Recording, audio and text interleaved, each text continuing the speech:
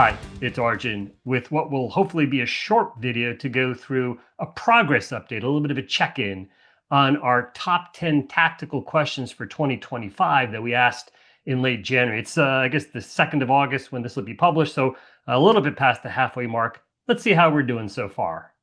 So we had grouped our questions into a number of different buckets: macro, geopolitics and policy, subsector, and M&A. And I'll start with the trio of macro questions we asked. The first was, will energy's S&P weighting increase in 2025? And we answered yes.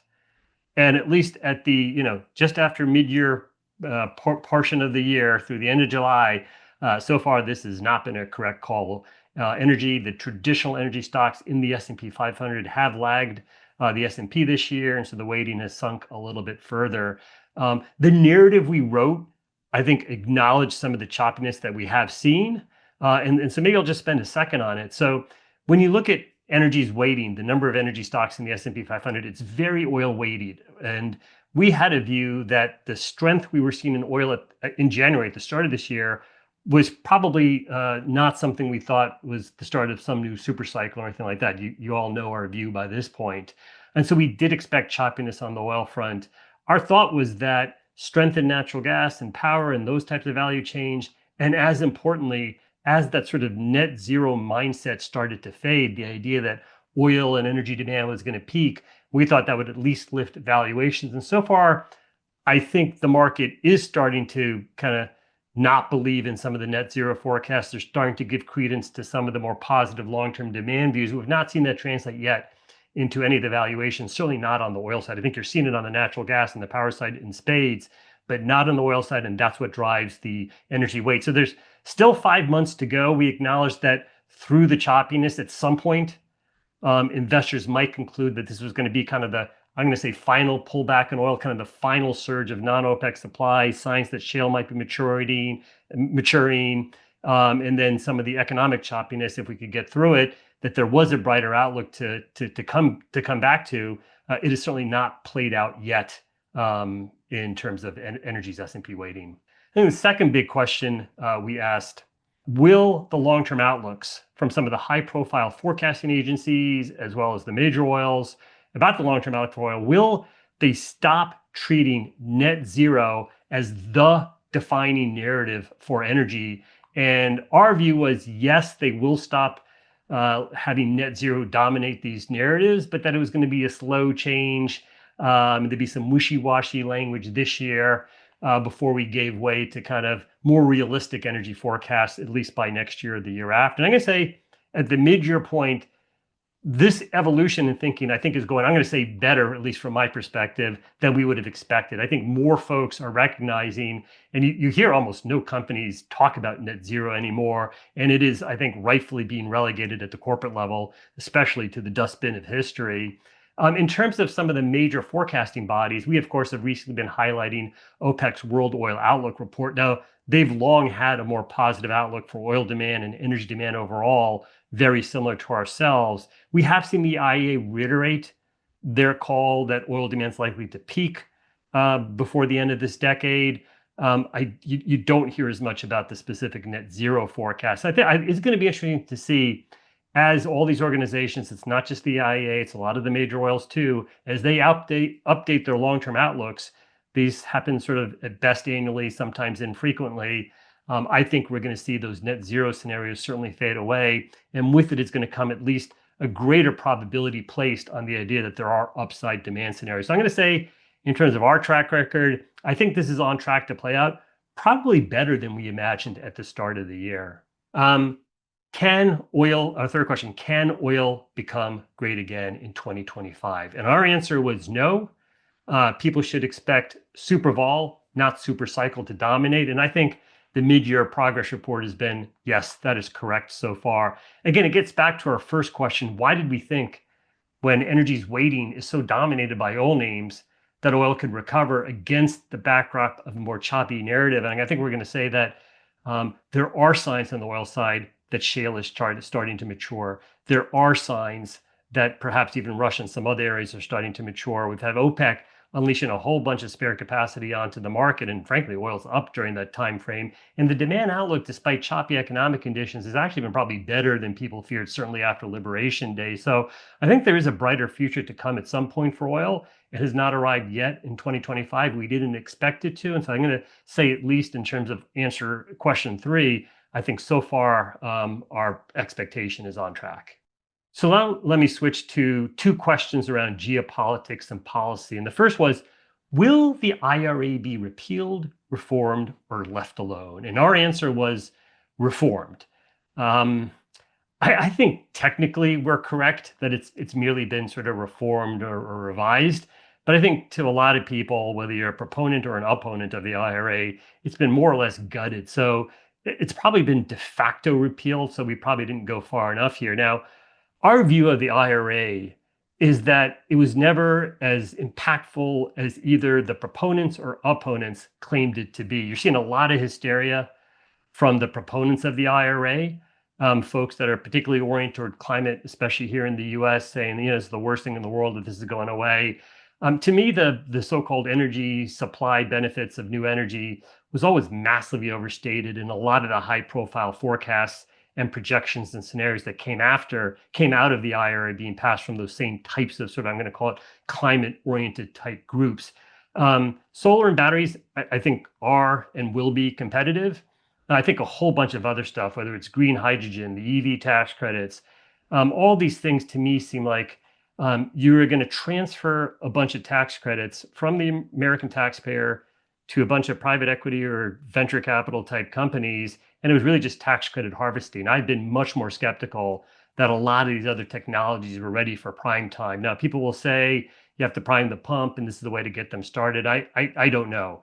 So I never thought, that the IRA was going to lead to some massive surge in a whole bunch of different new energies technologies. Therefore, the fact that it's gutted or being repealed, I'm not sure matters as much. And we would frankly just advise to ignore the hysteria you're seeing from some around all that's been going on around the IRA. So our second question in this geopolitics and policy topic is, would the Trump administration make the Arctic great going forward? And our short answer was yes. And I think our mid-year progress update is, I think the administration is showing they recognize the strategic importance of Arctic. And, it's not, Alaska, of course, has both Arctic and non-Arctic. We are talking about Alaska, but we're also talking about the broader Arctic, especially in a world where shale oil is starting to mature.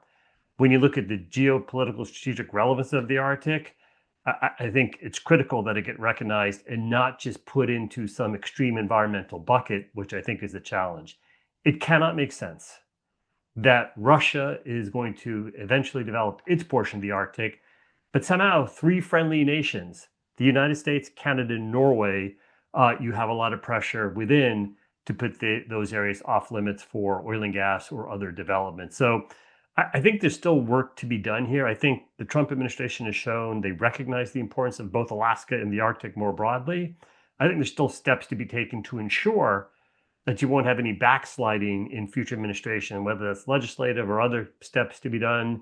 There's a host of different things, but I think this is really just a critically important area for the health of our country, for the health of our energy outlook going forward. And I think it's good to see it recognized. I think there's still more to be done, but we like the progress that's being made so far. So let me turn to a couple questions around the various energy subsectors. The first one, admittedly, a bit of a softball to ourselves. Will power exposed sectors lead the way in 2025 as they did in 2024 and 2023? Will we get the hat trick this year? And at least through the end of July, the answer is a solid yes, whether it's the IPPs, power infrastructure names, things exposed to the natural gas value chain, nuclear value chain, you name it. If you're exposed to power, you are doing well. And, we've been saying for oil, super vol, not super cycle. But in the case of power, we have thought we are in the early days of a power super cycle, not just in the US, but around the world. And that, of course, is coming through in the performance as well. I think the other big subsector question we asked was, what are some of the new technology areas, or what new technology area are we watching more closely to break out in 2025? And frankly, the answer was not something we spent a lot of time on in Super-Spiked, and that was autonomous driving. And at least in terms of our mid-year progress report, we're going to say that with the launch of robotaxis, Tesla in Austin, Waymo in a bunch of different cities, that we are seeing the emergence of that market here in 2025. We noted in our write-up that this would be, take a number of years to fully develop, that it would kick off this year, and I think that's the case. I think our personal view is that this will be very positive for miles driven. I think we can debate what gets the share of those miles, how much is going to be electric, how much is going to be internal combustion engine or hybrid or in between. Certainly it's starting out to being more levered to the electric vehicle sector. But I think as this really ramps, we're going to see, and I suspect robotaxis are going to be positive for miles driven. So a trend we're watching. I think we feel good that we called it out in late January. And so far this year, I feel like we're going to give ourselves, I guess, credit for highlighting this trend as something important to watch for this year. So I'll now switch to a trio of M&A oriented questions. The first being, will we see an acceleration in oil and gas companies entering power markets? And if so, how? And our answer was yes, and it'll be organic. I think it's certainly been organic. We've not really had any sort of even low profile M&A and certainly not high profile M&A. I think, and certainly you've seen oil and gas firms studying power. You've seen, I've mentioned it before, the quartet of mid-cap oil services expand their offerings in this area. You've seen some of the big companies allude to various initiatives they have. But I think we use the word acceleration. I'm not sure, at least thus far, here through the end of July, we've seen such an acceleration that we can claim credit on this one. I think we're going to credit ourselves with sort of, it's to be determined. The interest is certainly there, the studying is certainly there, but I don't think we can declare there's been an acceleration of oil and gas firms moving into power, at least at this moment. The ninth question overall, the second in the M&A bucket is, would or does the venture global IPO that happened at the beginning of this year, would it signal that the tide is turning on energy sector capital formation? And we've noted the number of energy stocks in the S&P 500 has halved, over the last decade plus. We're seeing a lot of M&A taking out companies, and we're seeing very little by way of IPOs. And would this IPO of an LNG producer signify, a new wave of new companies being created? And at least so far, our answer was yes. I think so far we're going to have to say we've been wrong on it. There's still 5 months to go, but we've not exactly had some sort of IPO or new company boom. Even on the private equity side, I don't feel like we're seeing a ton. There are companies out there doing stuff, but you've seen, frankly, more consolidation, more elimination of companies than you have new companies created. So there's still 5 months to go. This might be, and it may tie into the first question, we may need to see a much improved S&P 500 multiple to get sort of the drive to create new companies come back. At least so far, I think we've been wrong on this one.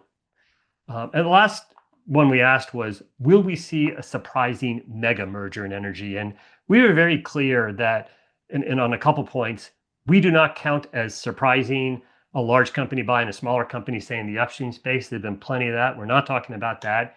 And we were not referring simply to some super major merger, happening or not happening. That is not what we were necessarily referring to.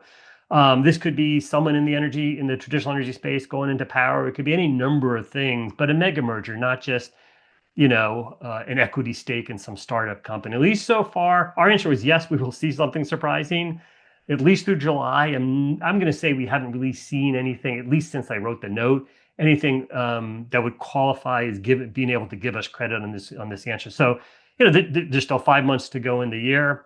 And I've highlighted this, say, in last week's video, which is, what's the equivalent of when you wake up one day and BP's bought Amoco and suddenly the world is just different? And that's what I mean. And again, I'm not just now referring to future super major M&A wave. It could be any combination of different companies. If you have traditional oil and gas thinking about where in the natural gas or power value chain they should participate, is there an M&A angle into that is more meaningful than any of the smaller stuff we've seen to date?